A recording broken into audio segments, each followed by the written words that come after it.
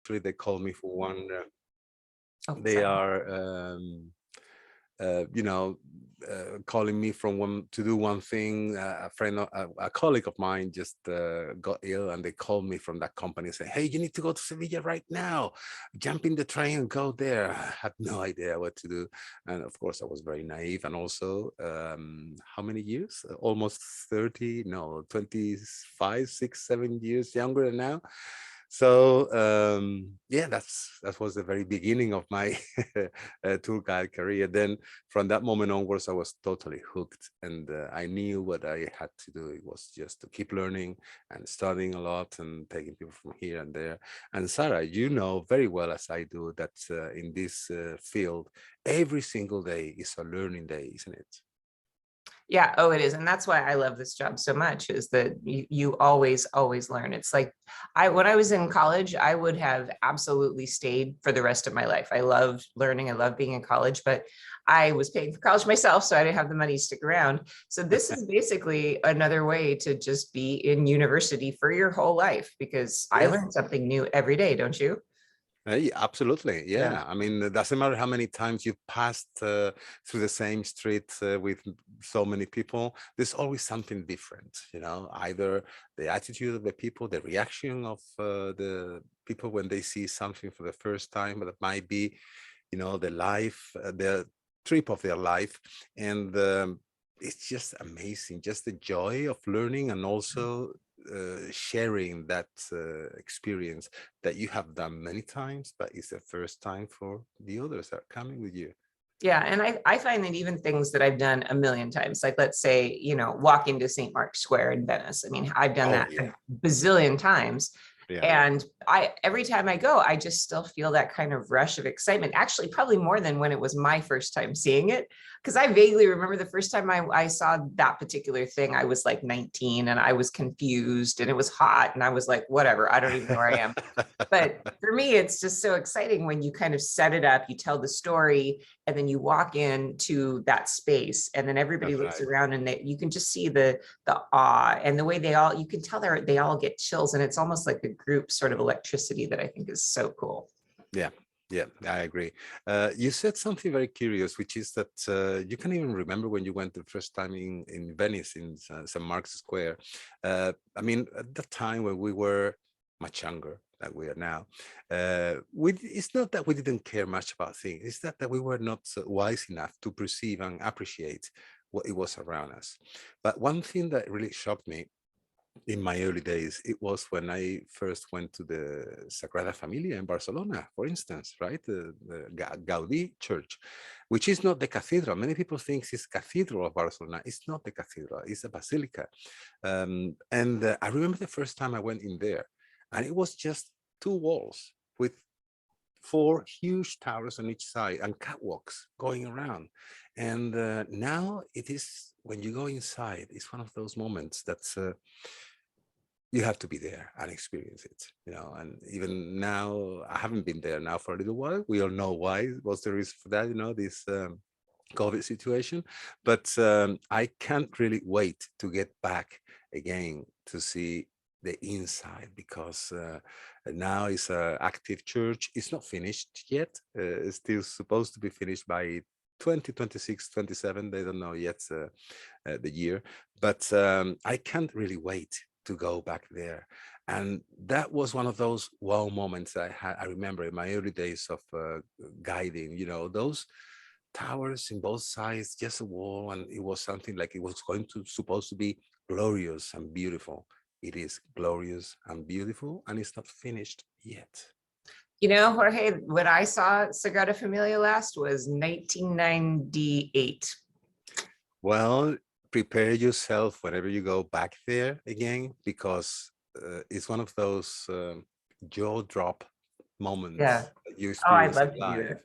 Yeah. It's Well, absolutely fantastic. maybe that'll be something on my list for this year to come over to Spain. I have a couple of months off in the summertime, so maybe I'll come and Oh, swing by. well, yeah. So, Oh, have a look in my webpage, because one of my trips in the summer is going to be in Catalonia, and the Sagrada Familia is included. Is it?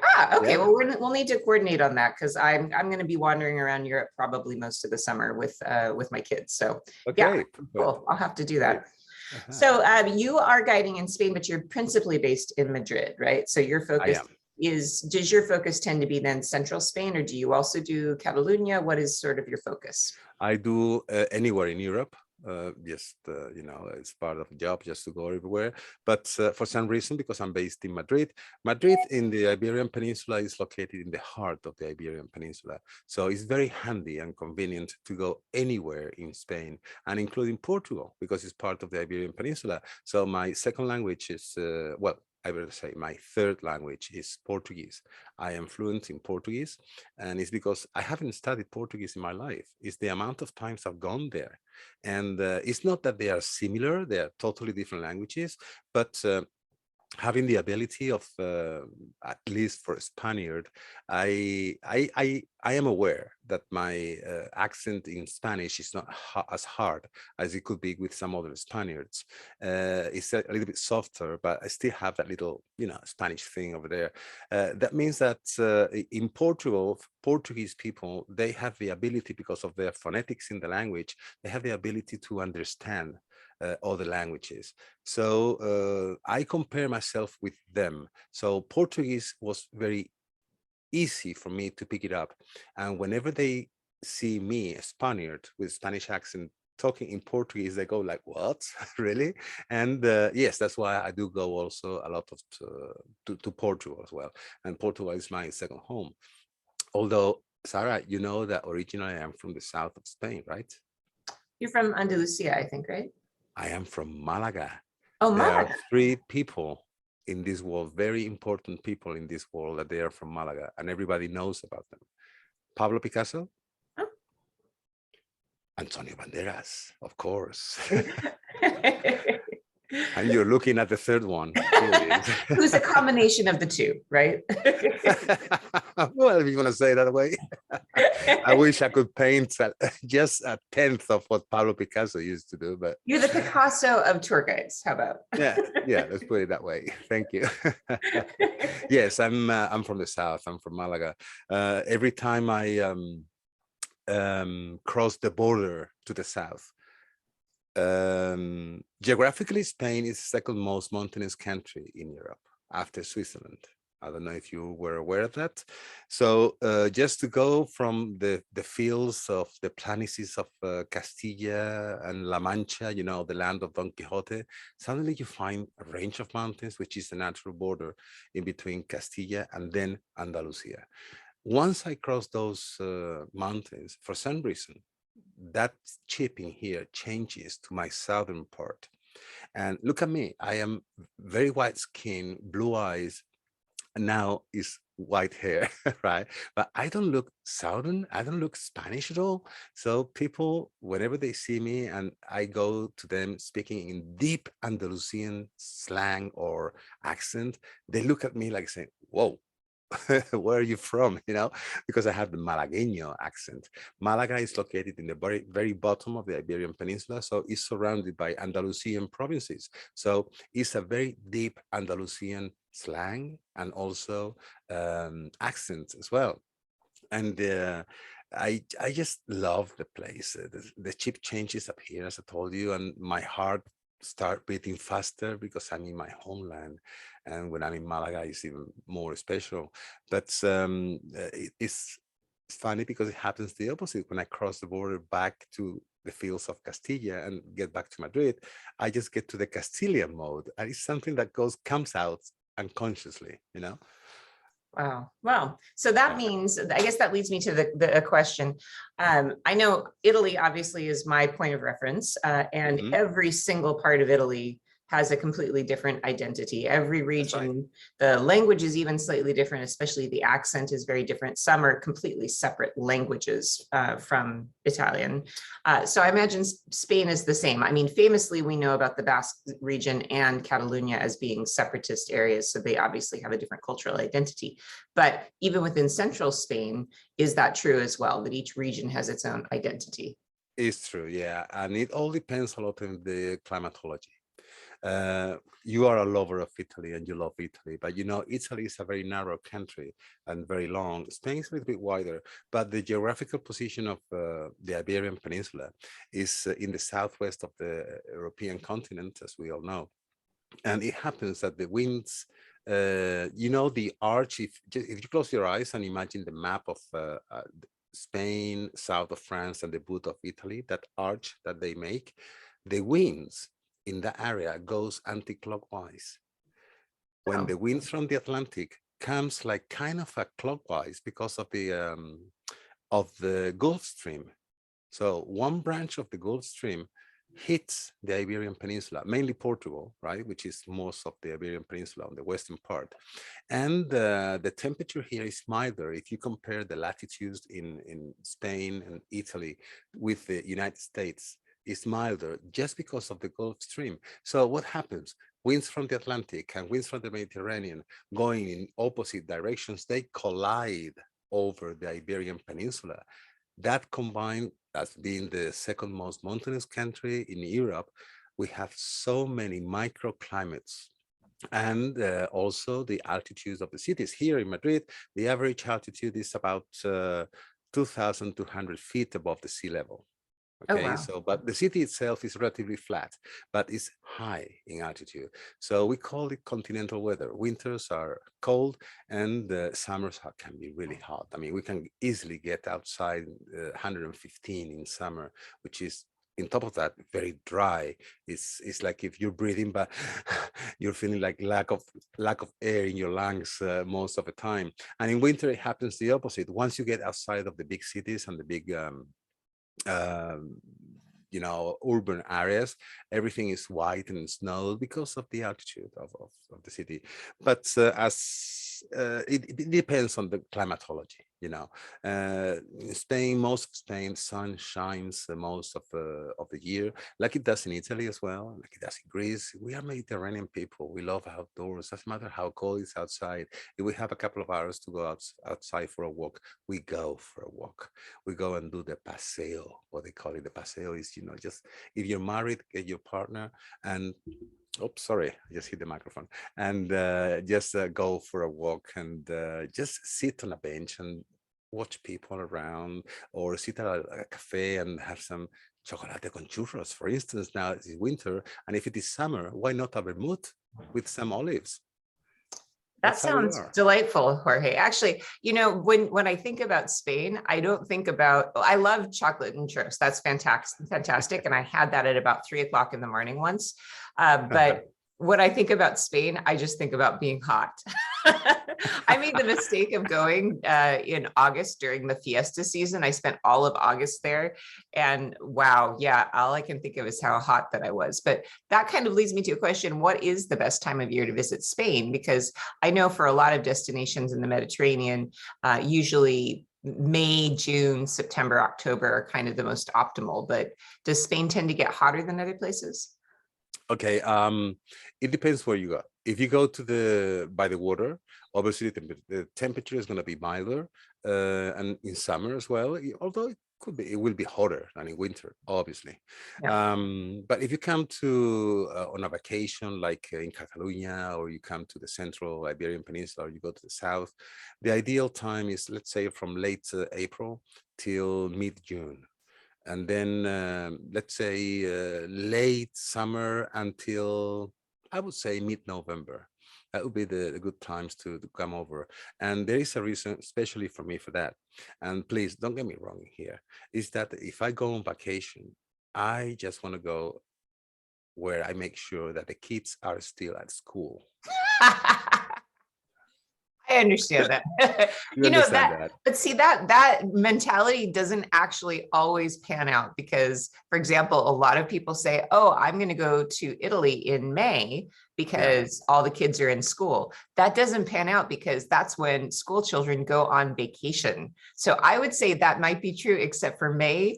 All the kids in Europe are going, so every museum is packed to the gills with teenagers who don't give a rip about where they are. They just refer with each other in text, and yeah. Yeah, but the good thing about it is that well, if you go out at night, you won't find those kids in a restaurant. Ah, yeah, that's true, because they're on a school trip. Yeah, Yeah, that's I right. suppose that's right. So Yeah. my memories of being in Spain, where I went in August, and the reason I went in August was that I wanted to go to all the fiestas. And nobody parties like the Spanish party. Let me just say that. I'm just going to I lay that out agree. there. I It is agree. my opinion that nobody parties like the Spanish. And I can't believe, I mean, all the crazy fun things that I did during that month.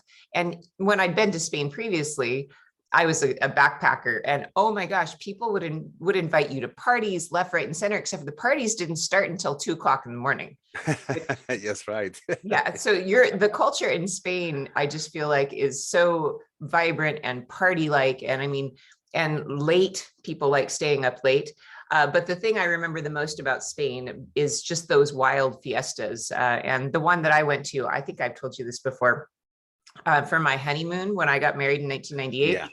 The only thing I wanted to do, I didn't want to go to Maui. I didn't want to go to Mexico and lay on the beach. I wanted to go to La Tomatina In Buñol. in Buñol. That was the only thing I wanted to do I know, have I not told you this before? Yeah. So for those of you who don't Did you know, get to go there?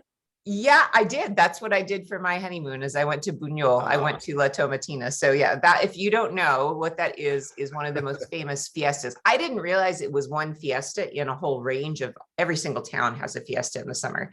And Yeah, what that's it right. is this tomato fight where they bring in these huge semi trucks, dump trucks, and they dump tomatoes on the crowd. And then everybody fights for an hour with tomatoes. And it was really, I mean, it's one of my favorite travel memories. So That is funny that you're mentioning that, because you at the very early beginning of this podcast you mentioned that about that podcast I'm doing together with Francisco Glaria from Traveling Steps, which is also a colleague of us on Guide Collective. That podcast, Spanish Loops. Very soon it's going to come up with a chapter talking about Spanish fiestas, and one of them is the Tomatina from Buñol. have you So been? stay on the loop. Okay. I went there many years ago, and I can't remember much of it, to be honest. Oh, I remember so clearly the whole thing because it was hilarious. I thought it would be like squishy tomatoes that you'd throw and it would just be like, mush. But no, there are those hard little Romas and they're little bastards because when they hit you, especially when you're 6'2" and you're about head and shoulders above the crowd. Yeah, I got Yeah. totally beaten up. I was bruised. Now there are new rules about the tomatoes. Really? Yeah, you have to squash them before throwing them. That's fair, though. I mean, it Yeah, hurts. That was the yeah. thing I didn't understand is that it hurts. No, there are rules, and if you want to know about those rules, watch that chapter about the fiestas and the Okay. tomatina, because it's kind of interesting and funny. But I'm really shocked that you went to the honeymoon on your honeymoon too, because of la That's the only thing I tomatina. wanted to do on my honeymoon. The rest of it, I didn't care. I mean, we stayed in castles. We went to like Uh, nudist beaches. We did all these other things. The only thing I wanted to do, that was it, was go to La Tomatina. And it was oh, so worth it too. We met some really fun people. We ended up going swimming with them. I mean, and uh, it's just such a crazy experience to be with, I mean, thousands and thousands of people in this little town, and everybody's dressed in costumes or it yeah, was local hysterical. costumes. Yeah, Yeah. yeah. The only downside of it I found was that at the end of the tomato fight, even a week or two later, I was digging tomato seeds out of my ear. Sorry, gross little I believe you. detail. I believe you.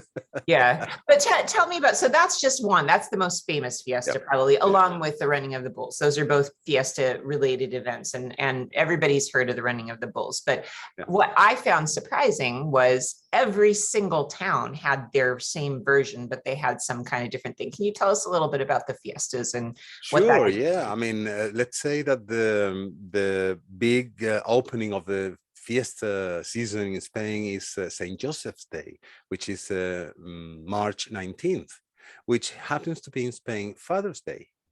Okay, and that happens in Valencia with the Fallas, Fallas, and the Fallas is the celebration of Saint Joseph, the Father's Day, and for a whole week. It's like about 180 kilos, which is like about 370 pounds of TNT are blasted in a frequency and, in a sequence as well, downtown for a week. And then the big night is precisely the night of the 19th, where all the neighborhoods and parishes, they're making big kind of cartoons, trying to be sarcastic about public people, and they making papier-mâché, okay, all these giant big sculptures that they are absolutely fantastic. The only shame is that the peak moment of that fiesta is to burn them away, to burn them down. Yeah. And they do make a contest, which is there is a selection and there is a jury that goes around in each neighborhood and they select which is the winner. So that fire, that's the name of it, that fire is going to be a small portion of that fire is going to be in the Fire Museum in Valencia. So let's say that is the very beginning of the thing. And then you go all over Spain. I mean, here, even in Madrid, we have St. Isidore, which is in the middle of May as well. And, bullfighting is a tradition in here, and bullfighting is very much involved with that festivity as well. But everything is related to saints and religion. But nowadays that Spain is not any longer officially a Catholic country. We are a secular country. Okay, and that is in our constitution. The tradition is there. I did start with the fires, but also we have to think about the Holy Week. Okay, Holy Week is big all over Spain. Some places only because of the images that they are spectacular Baroque images from very, very well-known artists. Some places is the way they make it, the passion that they transmit to the people. Like it could be in Andalusia, and especially in Sevilla, and also my hometown Malaga as well, right? And then you have, for instance, there is another place called Albacete that there is another fiesta which is called Tamborrada, comes from the word tambor, drum, and it is 20,000 drums playing at the same time.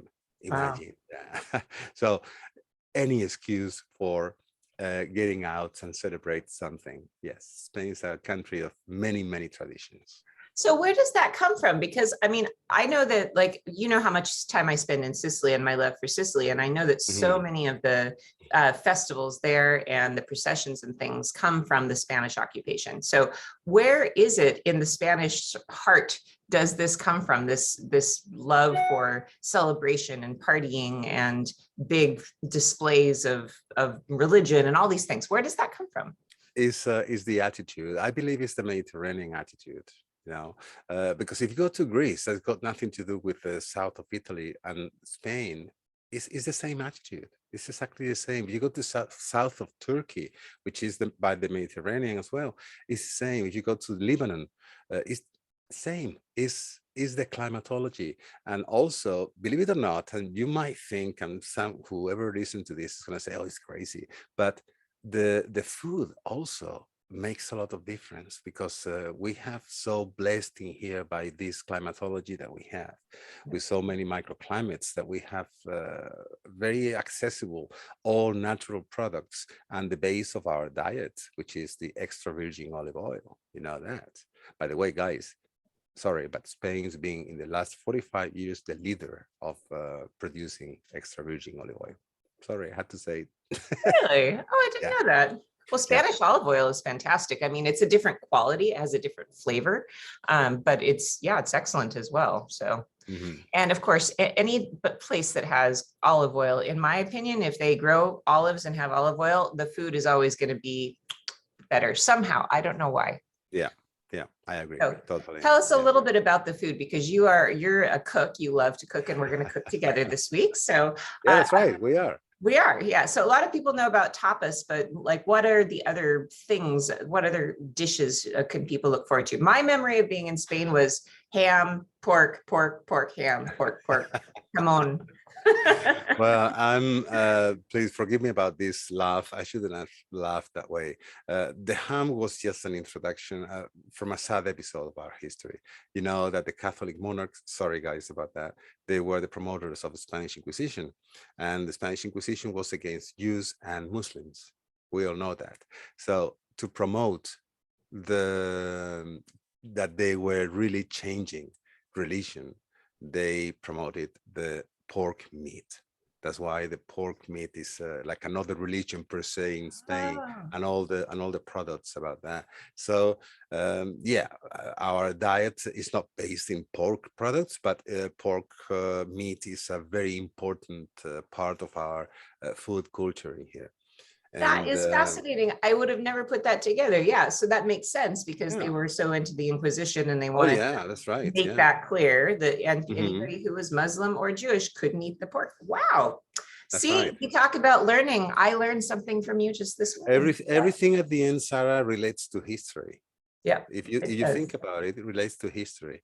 And getting back to your question, why we are so open, and it's because of the food. I keep saying it's because of the food.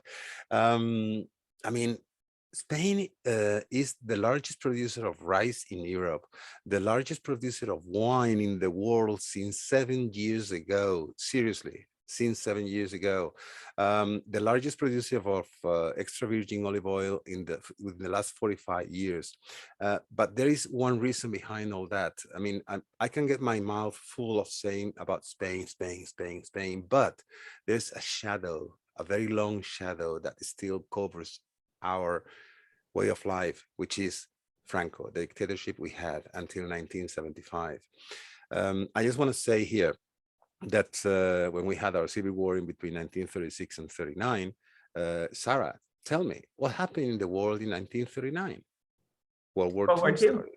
Right, that's right.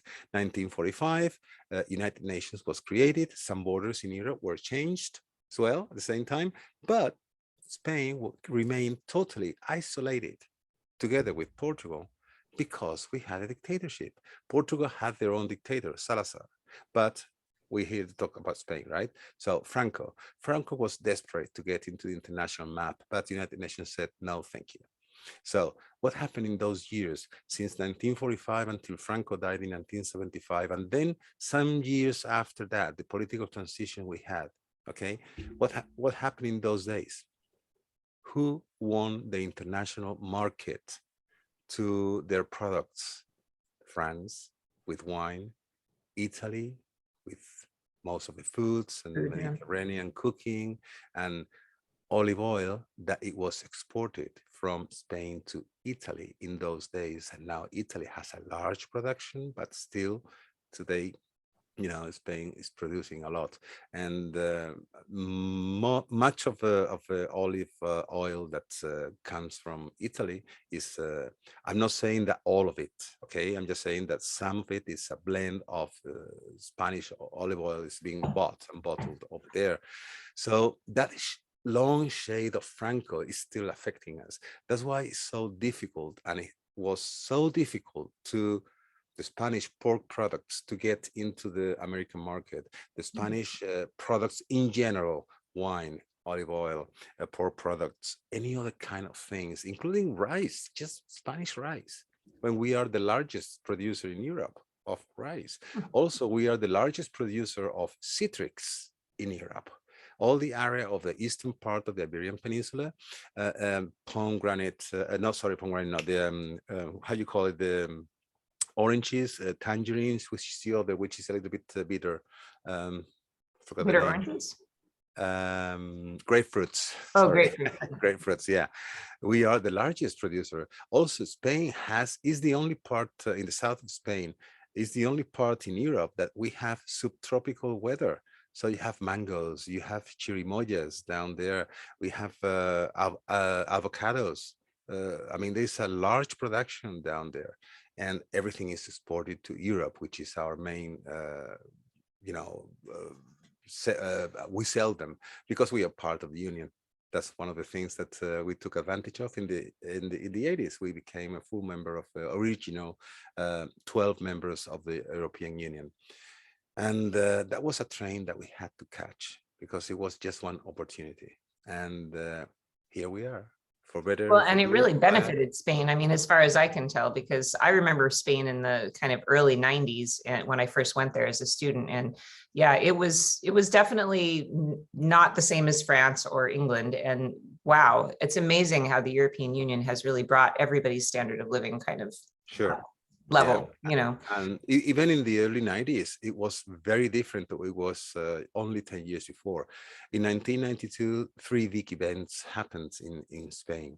One of them was the Olympics in Barcelona, that plays definitely in the world map, you know, Spain. Um, well, second, but not because in the second position, it's that just, you know, in importance. Madrid was the cultural capital of Europe. That's probably for Americans, that doesn't mean much. But here in Europe, it's very important to be the Yeah. cultural capital of the continent. That is something, and big events happened. So here in Madrid, we got the Opera House. The old Royal Theatre was totally refurbished and reconditioned as an opera house. And then the World Expo that was held in Sevilla. And that was our first connection of the high-speed train. Sarah, did you know that up until 4 years ago, Spain was the country in the whole world with the longest mileage of high-speed trains? I didn't realize that. I would have said France if you had asked me. It was Spain. It's the And Acela, is that that, what we call it? say what?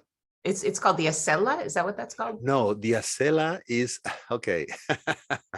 Thank you for bringing it up. Okay.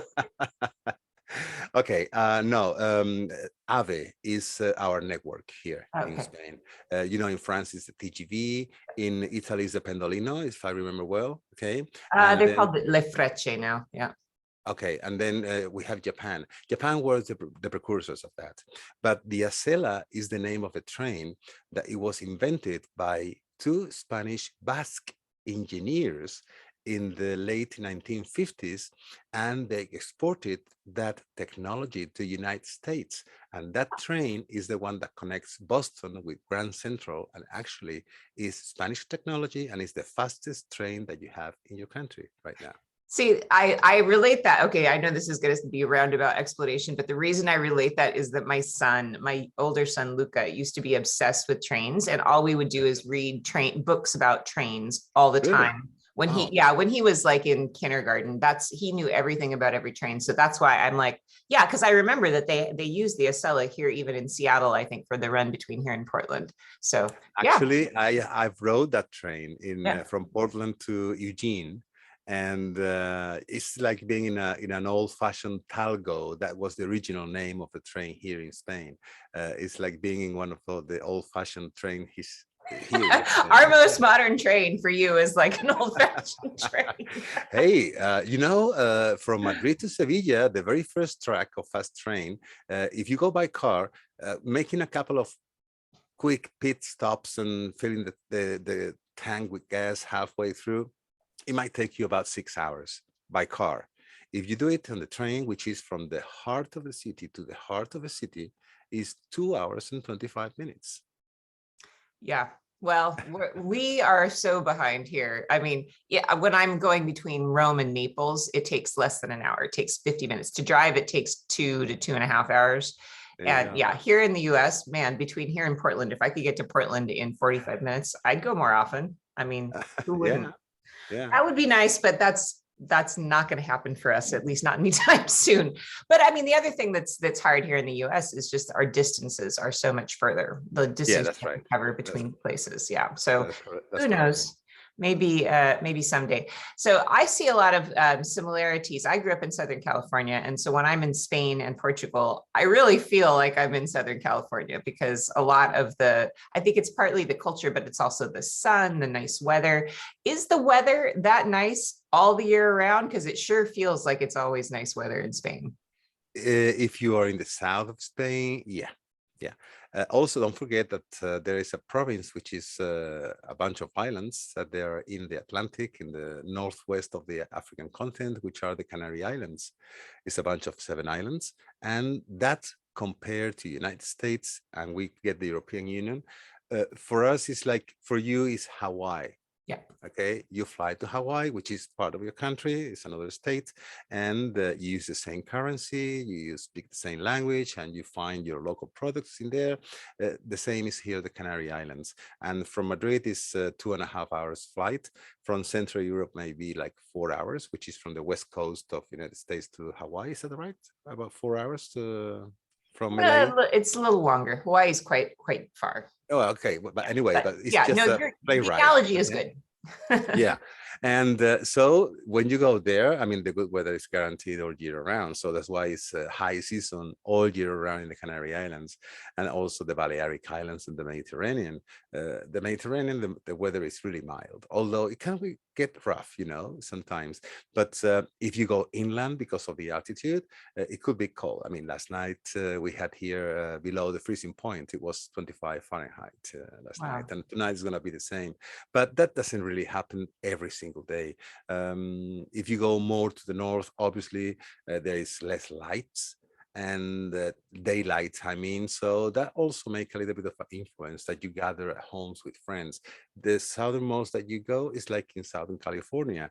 You just love going out and walking around. And when my last trip that I went to the States in 2020 in January, it was in LA. And I have to tell you, it reminded me Malaga, my hometown, so much. Just smell the flowers, the atmosphere. It was just fantastic. I just loved it. And Yep. because it just brought me beautiful memories. Yeah. Yep. I feel the same in reverse. So for people watching that maybe haven't been to Spain yet, I think what's hard when thinking about visiting Spain is how do you put an itinerary together? Because it feels like Madrid seems like the obvious place to fly into, which is nice and central, except for that it's so central that it's hard to think of what is a route that would make a lot of sense. So would you suggest that people choose a region and just stick to your region? Can people in a week or maybe 2 weeks do the entire country? What is your suggestion for strategy on how to visit Spain? Very briefly, I'm going to tell you two strategies. Normal times, let's say no COVID. No. Just, Wait. There is no such thing as normal anymore. Okay, so let's be practical. Okay. Barcelona also is a very nice way of entry. I mean, just from the States, because there is more and more connections every day to Barcelona. So you can, Barcelona is on the northeast, and you can do either the Mediterranean coast and then end in Sevilla, for instance. And then Sevilla also has connections. The airport of Sevilla is not that big, but it has several connections with different points in Europe that you can connect back to the States. If you want to come into Madrid, which is the biggest hub in Spain, I mean, from Madrid, you can even make a day trip to Barcelona. I mean, Barcelona is 8 hours by car, but it's 2 hours and 35 minutes by train. That's If you come for a couple of weeks just with your family or with your partner, or even if you're on your own, you have two options: either call traveling with Jorge, which is me, and I organize things for you, or just come over here and plan the thing.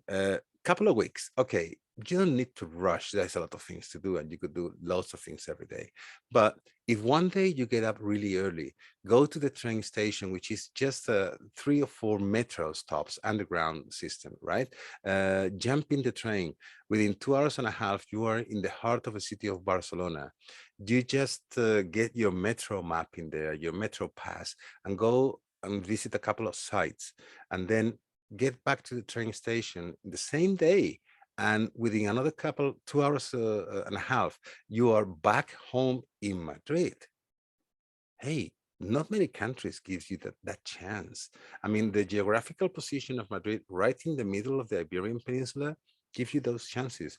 You can do Barcelona, you can do Valencia, which is the nearest sea port, let's say that way, closest to Madrid, which is 1 hour and 40 minutes, the train ride, just to go there, have a nice paella and get back and put your feet on the Mediterranean. And then you can go to Malaga, my birthplace, which is 2 hours and 20 minutes, and do exactly the same, have some fried fish, which is the thing to eat down there in Malaga, put your feet on the Mediterranean and get back to Madrid in the evening. Go to Sevilla and just see the beautiful royal palace in Sevilla, the Alcázar, and the gorgeous cathedral that it is over there, with some remains of Christopher Columbus over there, which is a little bit controversial, but his history, right? And you can do that in days. And then Just around an Madrid. aside, Christopher Columbus was Italian, just as an aside. Oh yeah, oh yeah, of course. No, but I mean, there's some No, a lot of remains people of don't know him. that. Yeah, he's from you know that, of Yeah, course. it's kind of Yeah, amazing. yeah. But But this is a very interesting concept then, because I am so in favor these days of what I'm kind of calling staycations, where you just stay yeah. in the same hotel, especially with people with concerns about COVID and switching hotel rooms a lot and all of that. That might be something that they feel a little uncomfortable about. Mhm. So yeah, this is a very interesting idea of just doing a hub and spoke approach. You could just stay in Yeah, Madrid yeah. and you could get a really nice survey of Spain just by doing point to point tickets. That's a That really interesting idea. that is exactly what I do with my tours, Sarah. Yeah. Whether it is in Catalonia, which is the exploring Catalonia, that's the name of the tour, whether it is in Madrid, which is Madrid and imperial cities, or whether it is in Andalusia, the essence of southern Spain, I do the same thing. Is staycations. Yeah. We have talked about that in the past, and we know what it means. It's just stay in one place. And what I do is one day I dedicate it to the place where we're staying, and then the following day is a day trip, Yep. and get back home, and just like that. The south of Spain, because geographically is a little bit bigger, so it's divided in two. Anyone who goes into traveling with Jorge, you're going to see in my webpage how the tour is divided in between Granada and Sevilla. But even though just like that is staycation, but I take advantage of that specific tour because on the moving from Granada to Sevilla, I take you to Malaga, my birthplace. Of course, I have to take you there, the land of the light, the land of Antonio Banderas, the land of Picasso, and I The just beaches. I am from there. You need to see it. Is it like if you are from California and you want to take your friends to the street where you were raised up, and how many memories can you share with people that they are around you? But the same here, exactly the same here. I'd be So in it for the beaches personally. The beaches in the yeah. sangria. You got me sold already. Well, there you go.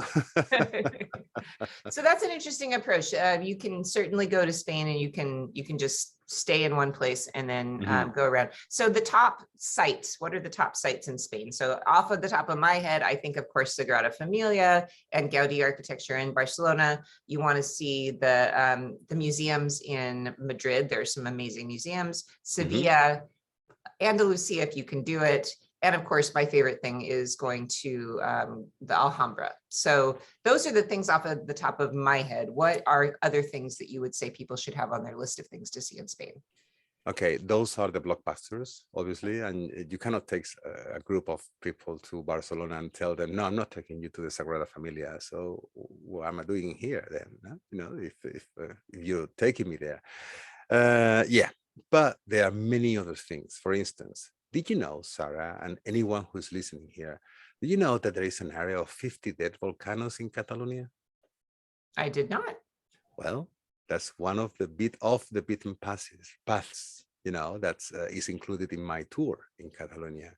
Also, the Dali Museum as well. Americans, you love Dali. He worked with Walt Disney. He worked with Alfred Hitchcock as well. So Dali, Salvador Dali. I take you to his museum in Figueras, his birthplace. That is from the top of my head in Catalonia. Here in Madrid, Avila. I mean, this is a religious issue, but it's also historical as well. Santa Teresa of Avila, Segovia, where Queen Isabella was crowned Queen of Castilla, is part of the history. What else can I say about the South? Oh, yeah, the South. Las Alpujarras is a word I know, but it's an Arabic word that means the green land. The average altitude about that is the highest peak of the Iberian Peninsula is there, and is more than 10,000 feet above the sea level and so close to the water, to the sea, geographically, that no one goes there. I mean, you can see the tourists going there, but as solo travelers, those who hired a little car and take you there. In my tours, those I call them boutique tours, and they are a minimum of 5, maximum of 10. I don't want, as you well said earlier, I don't want to take people in crowded buses just like that. I just want to offer you something like if I was taking you in my own car and showing you around. And those tiny little towns that you find lost in the mountains of Sierra Nevada mountains. By the way, Sierra Nevada, the original ones are the one in Granada, not the one in California, right? And that's why there are so many Spanish names in California, because the conquistadores, when they were going down there, some places, either the landscaping or the way they looked, they reminded them their hometowns. And that's why the Sierra Nevada mountains actually looks a little bit like the Sierra Nevada here in Granada. And those beautiful white villages, that there's water running all over because they are just fountains coming out of the water from the rock, by the side of any house. And then Malaga, which is, for some reason, is not very much included into the routes of all these tour groups, which in a way I love it. And of course, Sevilla, and in Sevilla, I'll take you to Cadiz. And Cadiz is the oldest city in Europe, with almost 3,000 years, and it was founded by the Phoenicians when the Phoenicians they were what today is Lebanon, more or less. So when they dared to cross all over the Mediterranean and pass the Strait of Gibraltar, which it was called in those days the Pillars of Hercules from the Greek mythology. So they dared to go a little bit beyond there, and they founded the city of Gadir, that now is Cadiz. So that's also included in my trip in the south of Spain. So you're going to see the blockbusters, but you can also see cities that they are there. Locals, they do visit them. The gastronomy, the local gastronomy, having so many microclimates. I mean, from one side of the province to the other, the things totally changes completely. Wine production, even if it is the same type of grape, let's say Chardonnay grape, okay? Because of the soil in one side of the mountain facing the north doesn't get the same grade of humidity that it gets in the southern part of the mountain. So that makes the Chardonnay, I said Chardonnay just to mention one, right? It makes the wine totally different. Olive oil happens exactly the same. It could be the same variety of olives, but because of the minerals that is in the soil is different. I mean, what can I tell you about olive oil that you don't know? Because of our dear friend Roberto, okay? So that's the diversity of this country is what really blows my mind. And I am a local. Imagine if you're not a local and you come here and learn all that. That sounds very tempting, I have to tell you. So I'm gonna have to make my way over to Spain one of these days and visit you, Jorge, so you can take me around and show me all the beauty of You're saying it in public, careful. Well, but you see, when you invite me, I often will show up. So you know where I am. well, it has been an absolute pleasure having a chat with you today. So I want to thank you for coming on. And we have a lot of really cool events coming up. Do you want to tell everybody about what we're going to be doing this week? Yeah, well, thank you. Yes, I will. Tomorrow we're going to have a little walk, and it's in the historical part of central Madrid. It's going to be broadcasted exactly the same as we're doing it right now. And I'm going to take you from royalty, from the very, very beginning of Madrid, through royalty, and then through history as well. It's going to be around 50 minutes, the walk. Then the day after is when we're going to do some cooking, and nothing special. I'm not going to cook the topic of the paella or potato omelette. We've done that in the past, and we can do that in the future. I just want to share with you some simple recipes, very, very simple recipes, which I have learned from my mother. By the way, I just want to announce here that I'm opening a channel called No Land for Lazy Chefs. No land for lazy chefs. This is going to be on YouTube. It's going to be in YouTube. It is already in Facebook. And there's nothing there. I was waiting for this moment. That it's going to be easy recipes that it could be done with 4, 5 ingredients and nothing fancy, just something that we all can have at home. You don't need to go and find rosemary from the Himalayas. No, you don't need to go and find that. Okay. It's going to be just regular ingredients that we are at home, and you'll be amazed with 4 or 5 ingredients how easy it is to cook a delicious and nutritious meal. That's going to be on Wednesday, our cooking lesson. Then on Thursday, oh, please help me here. What are we doing Thursday, on we're doing Thursday? Modern Madrid. Oh, that's right. Yeah, we're gonna do another walk of modern Madrid. It's not only the the late medieval part of Madrid. It's much more than that, because Madrid is a big city for European standards, and we are just going to that. I'm gonna take you through the modern section of the city, and then on Friday is when I'm going to present a slideshow here with the 3 itineraries I have in my webpage, that if you just Google traveling with Jorge, I will appear in all of them: Facebook, Instagram, Twitter. I'm not very much into it yet, but I'm there as well, and also my webpage. So that's the resume of the week. Yeah. Great. So 2 live tours, Tuesday, Thursday, cooking Wednesday, and then Friday we're going to get back to doing our slideshows to magically transport you to all these different destinations. That will be really fun. Right. So great. I think that's a wonderful week of Spain to get people acquainted with Spain, because this is the first time we've talked about Spain on Adventures with Sarah. It's just not. It hasn't been in my radar, and now it is, because I've spent so much time over the last 2 years with you and Fran. So we need to make that more of a part of what we do here. So if you guys have questions for Jorge, please go ahead and post them in the comments. I'm going to also post this video to YouTube if you'd like to watch it on replay, a little bit higher quality video once we post it there. And I just want to thank you so much for joining us this week, Jorge. That's going to be so fun. I just only have one word to say, Sarah. Well, 2. Thank you. It's a great opportunity here you've given me, and thanks for thinking of me, and thanks for thinking about Spain. That was the time, It's time. It's time for Spain, I'm telling you.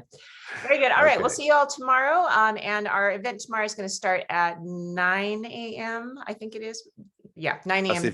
Pacific time. Yeah. 9 a.m. Pacific time. So we'll see you back here 9 a.m. Pacific time for a live walk through Spain. Thanks, Jorge. See you soon. See you in the morning. Bye-bye.